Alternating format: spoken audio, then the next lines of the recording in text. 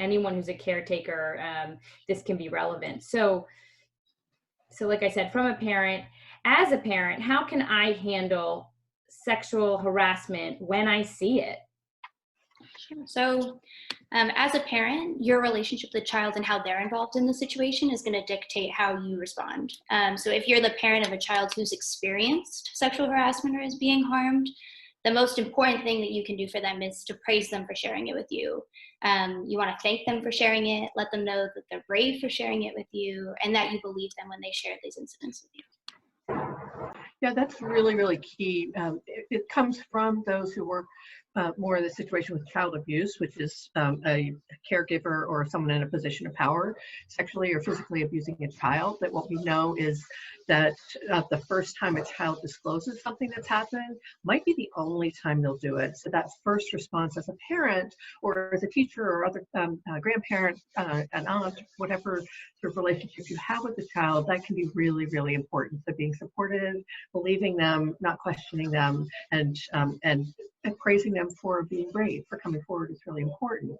But I guess the other piece of that question, Marissa, that I hear is, what if you're the parent of a child and the school or another parent has said your child is the one who has been sexually harassing or engaging in harmful behavior? Like, how do you respond to that? I mean, it's a natural thing for a parent to want to kind of circle the wagons and protect their child and respond to that. Like, it couldn't be my child. But what we know is that kids are experimenting, right? They experiment, and particularly in the middle school years, they start experimenting in a more sort of more affirmative kind of way around issues about relating to someone they might be interested in.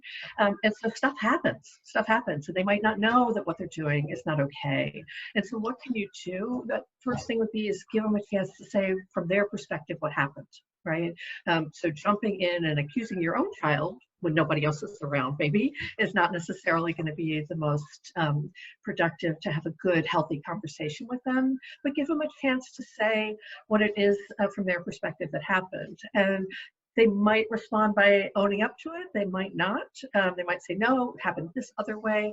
But what you can do is you can think about talking to them about what do you think it might feel like if something like this happened to you or to somebody else, and try and get them to start thinking about it in a way that's around empathy, might give them the space to open up a little bit more.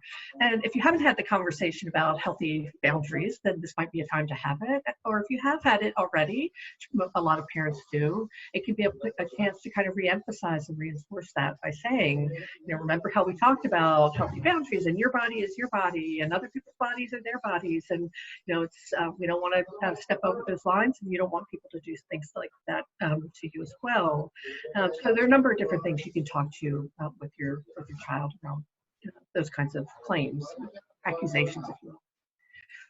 No, that's great. I think, like you said, repeating, but asking them what happened and not accusing is huge. Even as an adult, I wouldn't really want to be accused right away. So I think that's a really great point. And, they are people as well, even though they might be little people. And, controlling your own emotions, because I think hearing something that might happen is hard within you, whether, your child was accused or not. So that's a really great point. Maybe even taking your own personal breather. Doing it at a time when is the right time, and prompting, like, how do you think it would make someone feel to help them feel the empathy, I think is a really great idea as well. So thank you. Right. Yeah, and definitely that being calm as a parent, right? It can be an emotional thing, regardless of which side you might be of on a situation, or your child might be on the situation. And so trying to just sort of take that counting, taking those breaths and trying to be as calm as possible it's really it's hard to do, but it's a really, really key point. From a parent, it says, my child's friend seems to be sexually harassing others at school. It makes my child uncomfortable. Any advice? That's a great question. And I think just shows some of the complexity of the kind of impact when incidents like this happen, that it has a ripple effect. So even if your child is not sort of directly experiencing it themselves, they're in that space where they might see it happen. They might see it happen to their friend, or might just be like, oh, the nervousness, like that might happen to me too. Like, pantsing or something like that is a thing that happens in middle school, late elementary school and middle school, and just the nervousness about that. And I think what I would say is that context matters, right? That the sort of what was the situation, what was the situation, who was involved, what's your relationship, say, with the other parent, and so for instance, if you have if you have a good relationship with the other parent, it might be an easier conversation to have than if you don't have that kind of relationship. What's the relationship between your child and the child who's doing the harassing, or the child who is suffering from being harassed? So I think it really depends, like a lot of parenting decisions where there's conflict between children, how you handle that. No, that's great. And I think, the school counselor is a good idea, things like that, to get some support, on how to answer that. I know I've had the pleasure of working with you, Quince, and I know you're very good at giving examples. Can you share an example of how someone might start that conversation so it doesn't seem threatening? Because like I had said before, I see a heat of the moment situation coming up, whether it's with children or it's with adults, whether accused or the accuser, whichever way it goes, to really help make some change. I'm curious what you think. Yeah, so one comes to mind is actually my niece, and it's fairly recent. She has a 3-year-old daughter, wonderful, both wonderful, and her daughter is really good friends with another boy she's in Montessori school, and in their preschool class, there are some things that are sort of going on, but they were having a play date, and my niece is really good friends with the mother of the other child, and the boy wanted to, so her friend is a boy, he wanted to go into another room and shut the door, and was really insistent. Parents finally relented. They've known each other for a long time. They play together all the time. And then the kids went in the other room, and suddenly there's this sort of blood-curdling scream and a crash, and my niece's daughter comes running out sobbing, and then the boy comes running out sobbing, and she's saying and what had happened was that he had taken his pants down, and then he said, asked if he could touch her, and she said no, and he did it anyway, and she pushed him, and he fell. And so in the heat of that moment, when something like that is happening, it's really hard as a parent, but to try and breathe and not escalate the situation is really, really important. Remember that things do happen. Kids do experiment at that young age.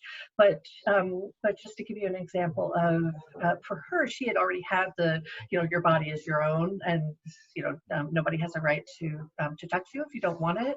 And so she immediately praised her. You did the right thing, and he didn't listen to you.